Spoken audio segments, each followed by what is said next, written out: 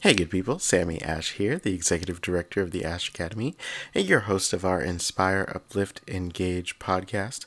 Before we get into the show, just wanted to give you a cousinly reminder. Yes, I said cousinly because I'm your favorite cousin of the internet. Anyway, just make sure you visit the Ashe Academy store at www.theasheacademy.org/store and grab something for the whole family, me included. Grab me a little something and send it my way because proceeds directly support our program. So thanks in advance for all of your support. Now let's get started with the show.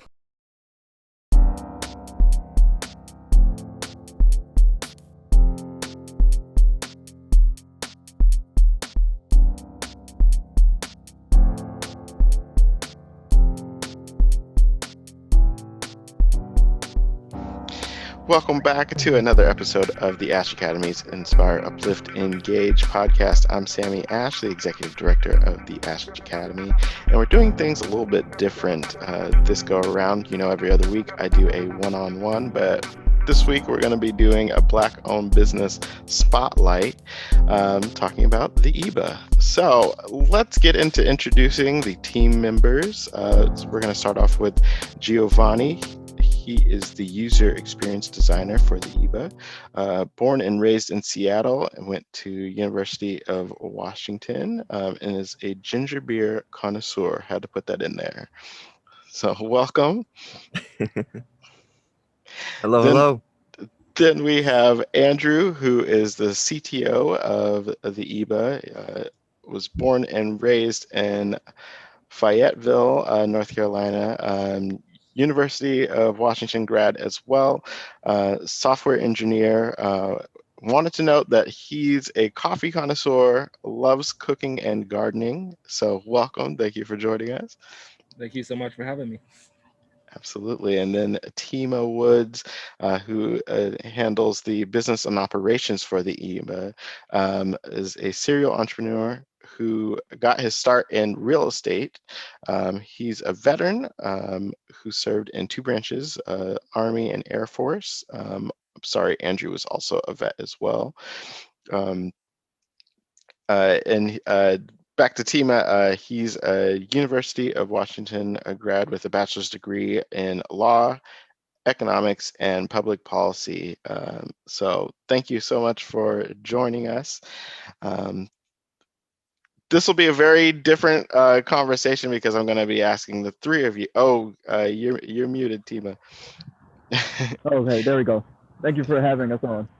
Absolutely. This is going to be a little bit different because I'm going to be asking each of you kind of your background before the Ebba came into effect. But for each of your lanes, kind of what was your journey to get there? So we can start with Giovanni. Like getting into user Uh, experience. What's your background there? Oh, so originally, I was in engineering, mechanical engineering, Okay. and I basically transitioned out of mechanical engineering, and I started designing video games. And then Awesome. from that, I saw that okay, I actually really, really like user experience. So I'm like an engineering student, transition all the way over to user experience design. um and that's that, like in a nutshell, that's like my like professional journey, or educational journey as well. And through that, that's how I met Tima and Andrew. Awesome. Awesome. Now, Andrew, hop in. What is your kind of journey to getting to the CTO position as a software engineer? Well, originally I was like in the Navy. Okay, I was originally in the Navy, served 6 years, kind of got out. I never joined with the intent on staying for 20, so I got out after like my first contract. Started going to like college in Seattle like immediately after that, and for the first 2 years I was pre med, so I'm way far from what like I am now. But during my pre med days, like I was getting into like programming more. I did an internship for biochemistry, and I found that I like coding way more than I like anything having to do with biology or medicine. So I kind of switched over to software engineering. I got my first like kind of taste of working in the industry by making games for like UW and stuff like that, for games about climate change. Interesting. And yeah, that's kind of the whole thing. I've always been like kind of interested in technology, but now I'm really doing technology, and now I'm really coming into like my own life with Blackness, definitely for sure, more so than when I first got into college. And I feel like what I'm doing right now is like exactly what I should be doing. Awesome, awesome. And now bringing up the rear, Teema, business and operations. How'd you get there? What's your journey? Well, I started getting into business. Real estate is where I found my opening. Is at the age of 18, I purchased 3 homes using a Carlton Sheets no money down system. And from there, I knew like I want to be the guy wearing a tie with the suit and the briefcase. So I ended up buying 3 properties, and then the whole stock market crashed back in '08 and stuff like that. So at that point, I ended up transitioning off into the military, went into the Army 4 years. And then after the Army, I did 2 years in the Air Force, and then got back into the whole real estate game doing wholesales here in Washington State, where I started attending UW. And I ended up meeting Andrew through LinkedIn because I was already working on another project in the tech industry called Rhodey, another project I was working on. So I reached out to Andrew just to get his input, like, hey, what do you think about this idea? In a way, I really wanted to work with him, but I didn't want to let him know right offhand. I just said, give me your insight, And luckily, he ended up reaching back out to me. I was like, hey, I'm working on this other project, and would you be interested in working on it with me? And we kind of went in together, and then that's how pretty much the Ebba was born at that point. And hopefully here, take the Ebba above and beyond and become the staple for Black economics here in the United States. Awesome. I mean, shout out to everyone that has been to our career workshops and the workshops to come. Making sure that your LinkedIn is up to date and looks good could be a connection that just ends up growing into so much more. So if you have it updated, people will reach out to you. Especially Teema reached out to me on LinkedIn. So see how that all works full circle, everybody. Come on, just fix it up. Update it. So I think this would be the perfect opportunity to kind of talk about the mentors and any teachers that you guys have had along the way that have propelled you in to the point you are now. Do you have any notable teachers you could shout out, professors? I guess I could take off here. I would say one of the people. How do you feel about Arnie? Yeah. What's that? No. Oh, okay. Can you hear me? Yeah. Oh no, sorry. I thought we were on. Oh yes. So one of the people I can definitely reach out. I would say, even though the relationship turned sour, but he actually opened up my mind to something bigger. His name was Jerry Heyman. He the one that kind of took me under his wing when it came to real estate and stuff like that. He gave me that burning desire to be like, hey, I don't matter. You don't care if you're from the hood or if you're from the suburbs. Real estate is almost like tech, where the main color it sees is green. It's green. People don't really care about your skin color when it comes to these type of industries. It's more like, what can you bring to the table? And so that kind of like fueled my whole desire to get into the whole real estate world and try to dominate as much as possible. But when it comes to like more mentors, I would say I'll read a lot. So Chancellor Williams, I read a lot of Dr. Claude Anderson, economic books and stuff like that, because I always figure these are the guys who created the blueprint, and we as people fail to follow that blueprint. I mean, the Powernomics book, for instance, it's a whole blueprint how we can actually get us from this point we are in today and move us further, more advanced into the economic scheme here in the United States. But we fail to kind of put those pieces together. And so relating that to the Ebba, it's almost like we're creating an ecosystem. The ecosystem like Yelp really didn't plan for Black-owned businesses. Mhm. The Ebba was created specifically for Black-owned business to be able to advance further into the economics of the United States without having to break the bank just to enter into the arena. So that I would say, from my perspective, people like Dr. Claude Anderson, I give my head off to. Chancellor Williams, I give my head off to. Sherry Hammond, I respect him as a person, and I thank him for giving me that spark to want to go further than just what we're taught growing up in the hood or the inner cities of America. Absolutely, absolutely. Now, Andrew and Giovanni. Oh, me and Andrew were actually part of the same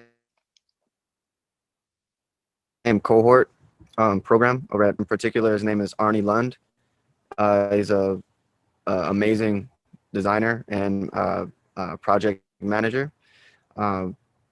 Big help for us as far as like shaping the way we think, the way we process, the way we develop. And for me personally, Jason Pace, who headed the Digital Future Lab, which is where I got my video game design experience and transitioned from that to full-on user experience design. Yeah, so those two for real. And then Teema already mentioned Carl Anderson, so. Yeah, and for me, I think someone that kind of like set this whole thing in motion indirectly, that would be Dargan Frierson. He's kind of like an environmental science professor at the University of Washington, but he gave me my first opportunity in tech, making games for Earth Games, which is a like campus studio that makes games about sustainability.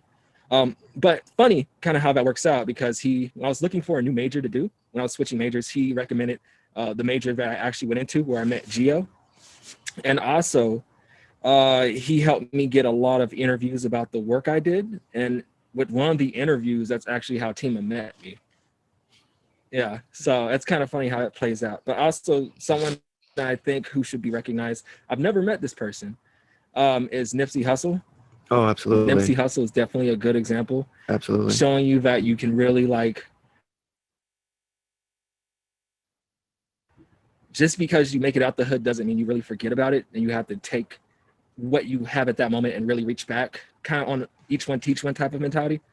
So definitely with him, I'd really say he was a great inspiration for us and kind of fueled me to do what I'm doing right now. The marathon still continues, and we're carrying the torch. Awesome. So who would like to get started on how the Ebba came to be, like the initial idea into what we know it today? Just so that we know, people always say, oh yeah, go ahead and start a business, but like there is a process to registering and going beyond and starting with that idea. So like where did you guys all really like start? And who wants to take that one?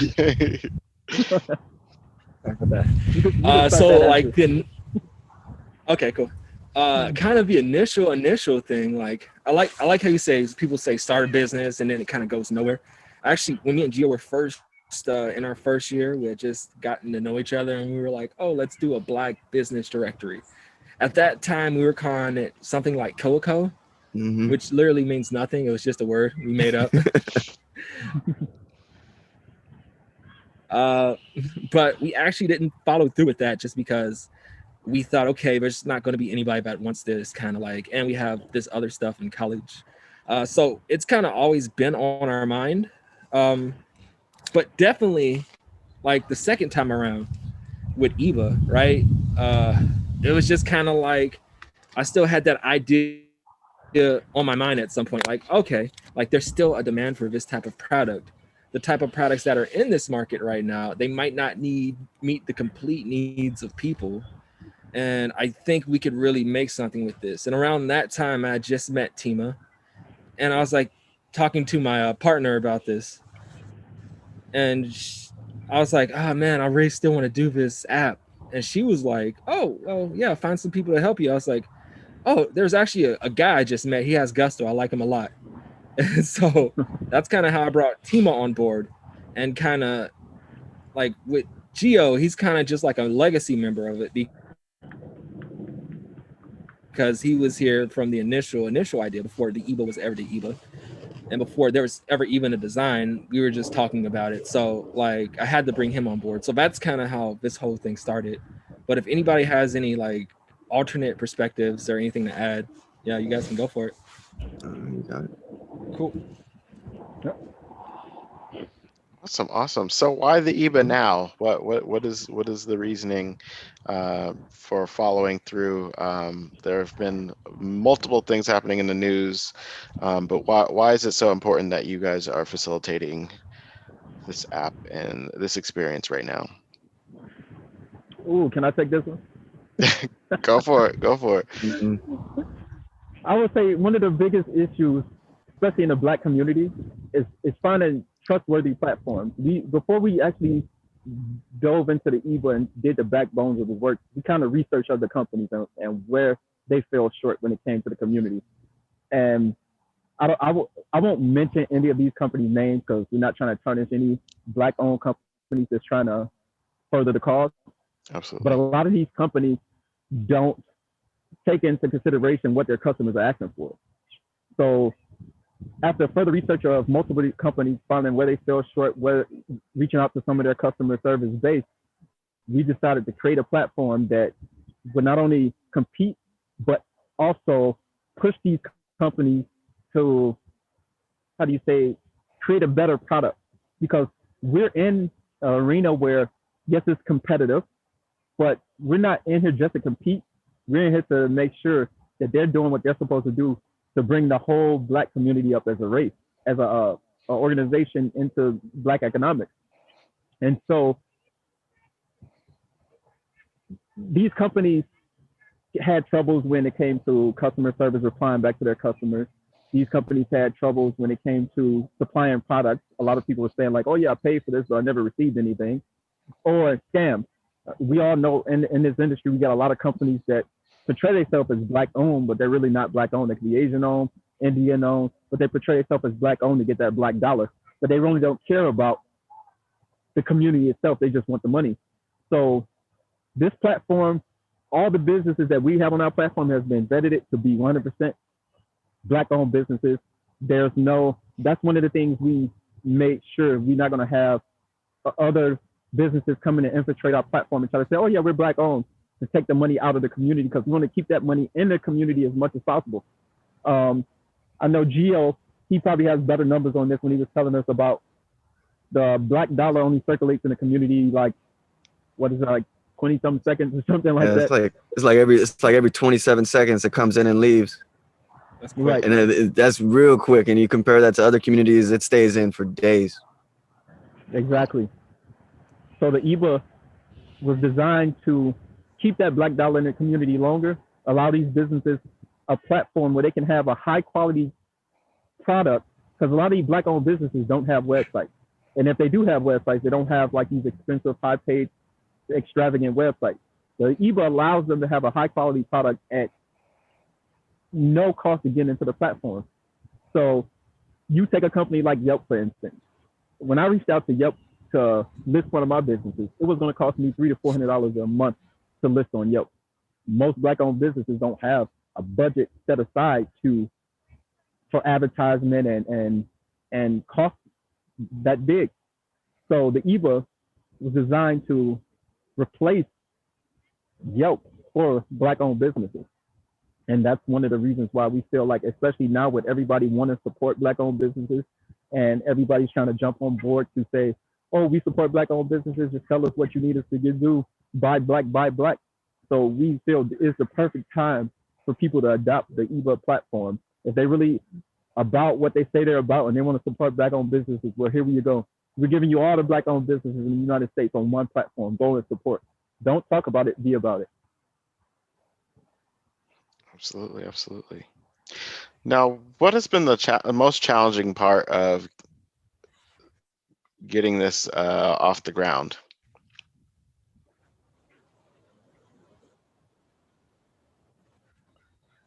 Honestly, it would probably be peeking around corners and like guessing kind of what type of trouble. Definitely like peeking around corners and saying, okay, like just knowing the common issues, like, oh, you got to have a communication pipeline for people. That is super important. Communication is definitely key.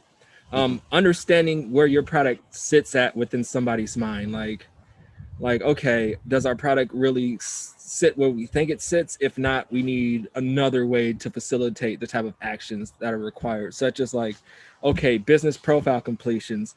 We used to think that was an issue because like a lot of people claim their businesses, but not a lot of people complete the profile. But then we started doing research across markets, and that's just a common thing.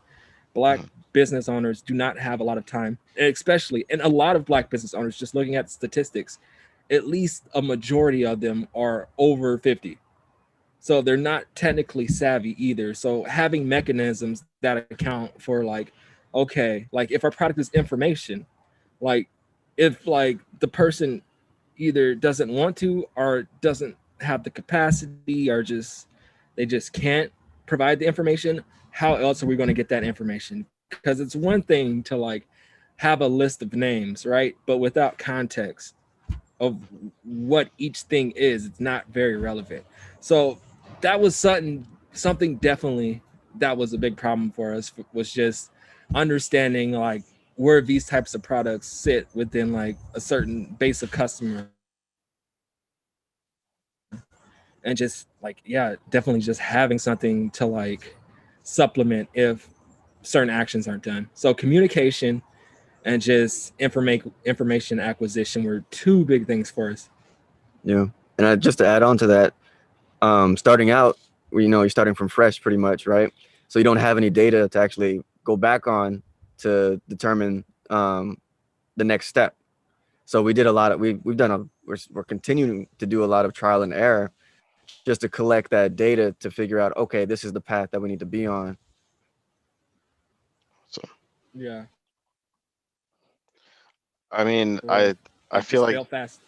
this is the thing that people need to hear about whenever it doesn't matter what business you are starting, especially for the serial entrepreneurs on the call, me being one of them. Like just starting a business is not even half the battle. Like there's so much more community that you just inherently have to build, have to identify who your target is, refine who that target is, maybe expand who that target is. So who would you guys say, just outside of being Black, do you have a specific industry that you guys are targeting per se? To join the platform, or is it kind of like bring it on in, anybody, any industry? Yeah, Well, I would say basically kind of like, Go ahead, Teema.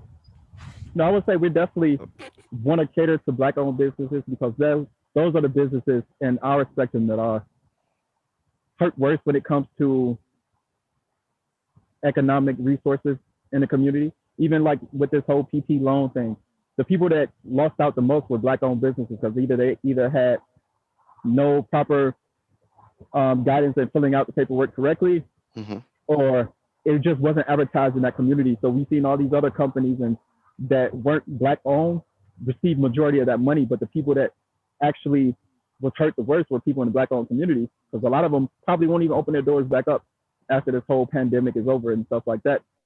So we wanted to be a beacon of hope for the Black-owned businesses, and so that's the kind of spectrum we wanted to focus more on. Awesome. So what has been the most rewarding part of the Ebba? honestly just supporting Black-owned businesses. Like I feel like when you're like a consumer of your own product, you've got something, right? So like even I'm just like doing work on it and I'm just like, oh, like I'm always buying stuff. Like I bought a whole candle the other day because I was like, I need a candle and I'm tired of getting it from Target. Let me support a Black-owned business. And then like I was like, oh my God, yeah, this is a nice candle. So that's the rewarding part for me, just like using it as a consumer and getting the feeling that I want other customers to have, like knowing that, okay, if I feel this way about the product and just the experience of it, and I can actually use it and I'm actually using it as a consumer, then like that's very rewarding because I know like I'm like the hardest judge on myself. So I know if I like it, surely other people will like it because I'm going to scrutinize it way more than other people scrutinize it. To adding on to that point, originally I thought shopping black was incredibly difficult because you don't really go into regularly, you don't go into a business. It's like, hey, y'all black owned, let me support. There's no sign or anything like that outside on the window. It's just like if it's a black owned business, it's there, and it's maybe by having it's actually not hard because there's black businesses everywhere. There's over 2.5 million black owned businesses across the country. So like that alone should help people become more aware that there might be a black owned business down your street that you never even knew it was black owned. Yeah. So that's really rewarding for me because it knocks down that entire like saying of, okay, it's hard, sure, you shop black, but it's hard. Where are these businesses at? It's like they're really everywhere. They're really everywhere, and they're way more diverse than people believe. Like a lot of people believe black business is restaurants and t-shirt companies. Yep. And no, it is not. No, we got consultancy agencies, we got lawyer firms, we got truckers. Teema could talk about that. You got Chinese, you got black-owned Chinese food, which is crazy. I mean, you have record shops, and I even went to a record shop just recently that was black-owned. You have a lot. It's very diverse. Black people were there. Any industry that you can think of, you can probably find it on Ebba. And they are excellent. They might not have the budget to facilitate the whole operation, which is you get it. You understand if you don't have the budget for like fancy technology, like it's gonna be a little different. But with what they got, they're very resourceful, very excellent, very what's the word? Ingenuity. Yeah, ingenuity. They have a lot of ingenuity. So yeah, just like that's another fulfilling part. It's just realizing just how vast and expansive like the type of work black people are doing out there and just how excellent it is and just how like their branding and their customer fulfillment just knocks everybody out the box. And just the feeling of like, okay, I'm going here and I might not be getting treated like a king, which I don't know why someone would expect to be getting treated like a king at any business, but it's the fact that I am supporting this black person and that trickles down into other things, right? Absolutely. Teema, did you want to hop in with your most rewarding? Well, definitely, I would say just to be at the beginning of all this and see how it unfolds and what the future holds. Working with Andrew and Gios has been a blessing because my background is in the guys. Some of the stuff that you said, I was just like, oh yeah, but I have no idea what they're saying. Only because I'm learning as I go, the whole tech industry, but at the same time, I feel like we each bring a really unique perspective. And once we bring that together as a pieces of the puzzle, just to see how the Ebba turned out, I mean, it's great. And I'm so excited to see where we take it next. I mean, we anticipate the Ebba to be a household name. We want, if people going to Google or Yelp, we want them to go to Ebba. You want to go plan a vacation? I actually had somebody reach out to me on Facebook and was like, hey, I'm going to Texas next week and I'm going to use your app. I've seen some places in Texas I want to visit that's black owned. I'm going to use your app. And I just want to say thank you. And I was just like, how did they even find it? But it shows that it's something that is needed. And we got so many plans for where Ebba is going to go and certain features that we're going to add that's going to come into the mix that is going to blow people away. And these other platforms, they either step up their game or they're going to get left behind. Awesome. Now, for the tech folks out there, what is your tech stack? Both Gio and Andrew. Hop in, Teema, if you want to say what your tech stack is. but I did want to ask that. What are you guys using to function? Okay, so the front end is built on React, and we deploy with Next.js, and that's really nice. The back end is built with Python Flask, and it's a pretty simple stack. It's React and Python. Yeah. Awesome. And then for front end, like visual design and UX UI, I pretty much live in Figma. Figma is like 80% of OS dependent. So I can get it up on a Windows, or I can get it up on a Mac, no problem, and work at anywhere really, because I can work in the browser or I can work on off a desktop app. So like I pretty much live in Figma for real. Yeah, that's pretty much it right there. Awesome. Again, things people need to know: they're not building the next Ebba, but they might be building or want to build something. How difficult was it for you guys to build things outside of your like basis of knowledge? Was there a lot of like, oh, I need to figure this other thing, this aspect outside of what you just already know how to do? Or were there any challenges that you ran into that you weren't expecting?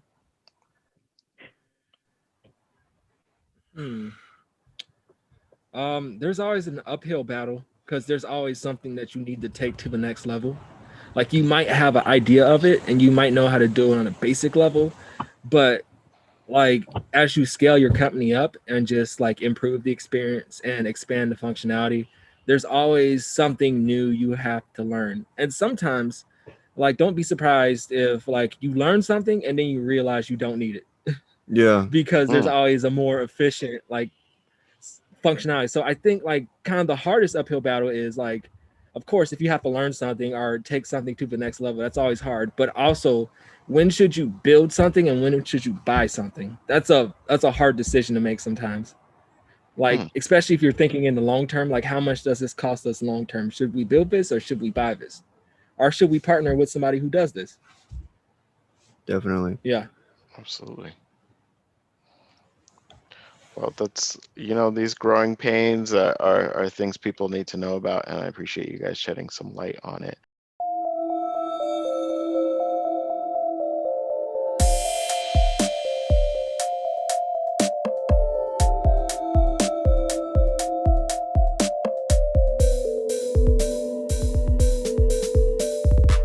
So next question would be specific to our final Q&A. Who is your personal biggest inspiration?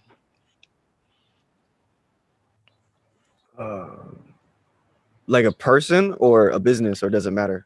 It could be either or. You could give both if you feel inclined.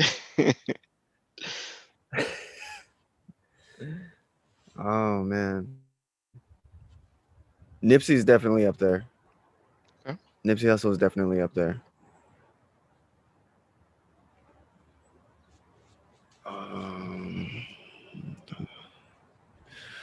You guys are stumped on your biggest. I'm gonna yeah. I'm gonna say Fred Hampton for sure, especially with what's going on right now. Having class solidarity and just like people solidarity is super important. And the things he was talking about back then are extremely relevant, and people are repeating what he said, and just in different language. But Fred Hampton is super important. He's kind of built into the DNA of what the EBA is. And just kind of a lot of the stuff the Black Panther Party did is kind of built into what the EBA does, right? Like a lot of the good stuff, like they made lunch programs and things like that. Just a lot of stuff they did is kind of what we want to take it. We want to take what the Black Panther Party did, like certain elements of what they did, and take it online. Like, because they like help facilitate a lot of great stuff. But certainly Fred Hampton is definitely. Okay, awesome. Teema, hop on in. I would have to say Chancellor Williams. A lot of people don't know his story and what he contributed to America. I mean, people don't realize the whole trade deal between America and Asia was facilitated by him. And this man, not only did he start an organization to defend the Black community, but he was ran away from America and he became a political prisoner. First went to Cuba, then he had to go to Asia. But they treated him with, he said he was respected more in Asia than he was in America. And pretty much, if he would have came back to America at the time, he would have went straight to prison. But since he facilitated the trade deals between America and Asia, that's the only reason he was allowed to come back to America and not face prison time. Oh, wow. And so I look at him as someone who took up the fight to liberate his community and pretty much ultimately sacrificed himself and his family. But he didn't become a martyr by death, but he became a martyr in the sense of he gave up his freedom and then he won it back and came back. And that's why I tell people a lot of times, read the book, Destruction of a Black Civilization. It took him 16 years to write that book, if I'm not mistaken, 16 years. To take that type of dedication to write one book, because he said he wanted to get it right. That inspires me. So I would say that's probably my greatest inspiration is Chancellor Williams. Awesome.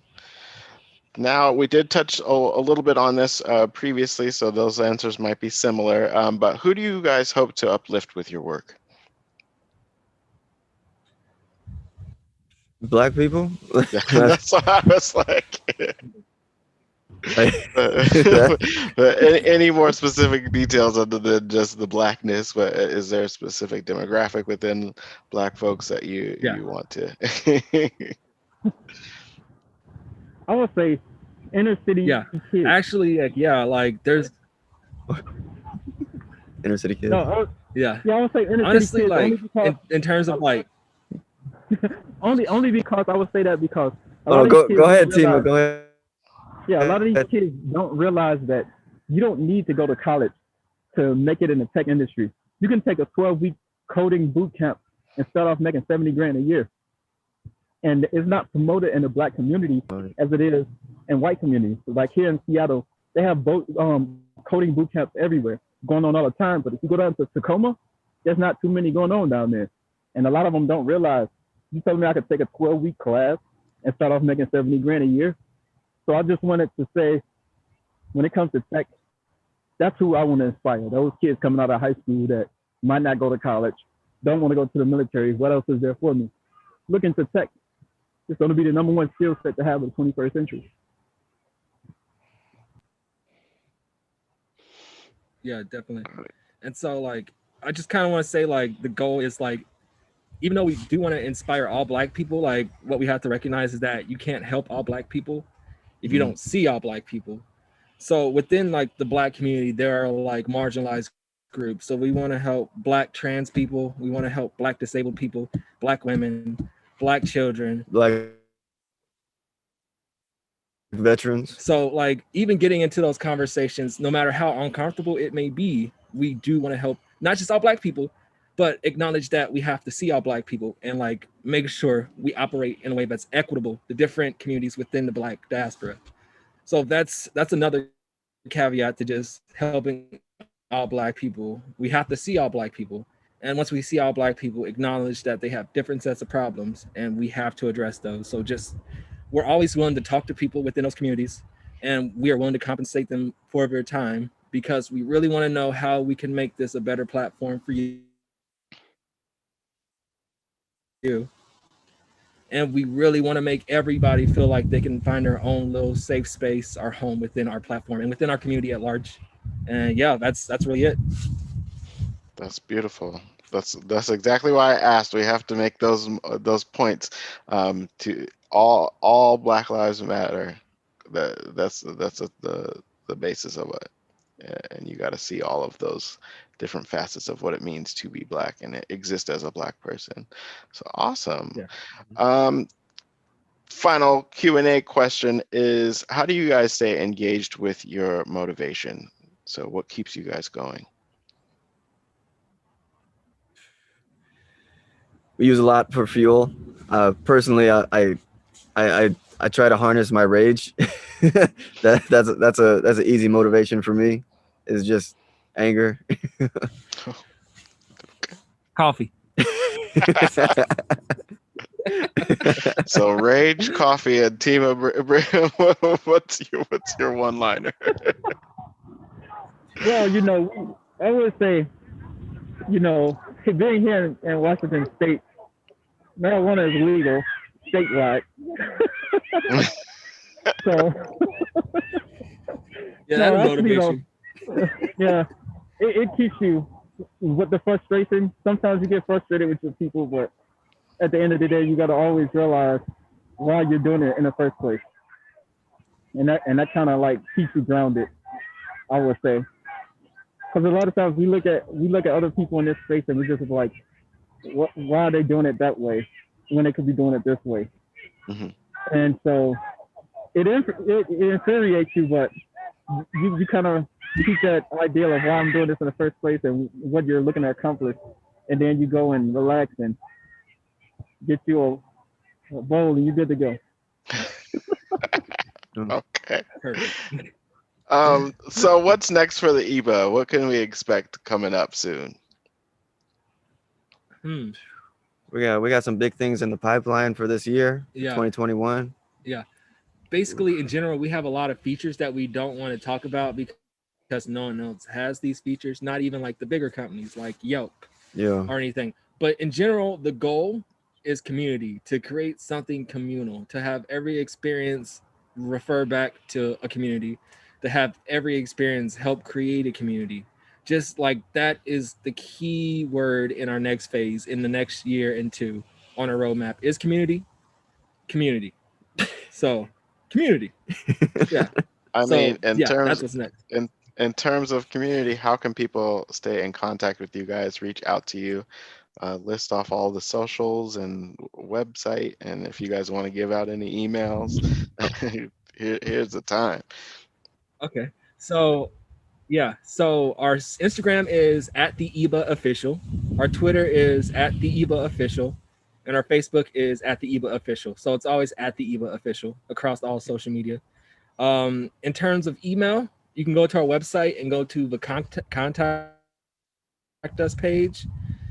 And just for general inquiries, it's hello@theeba.com.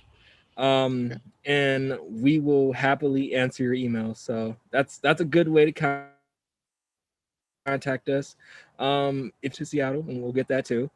And smoke signals, we'll also get those. So just any way you want to contact us, we're very happy to take it.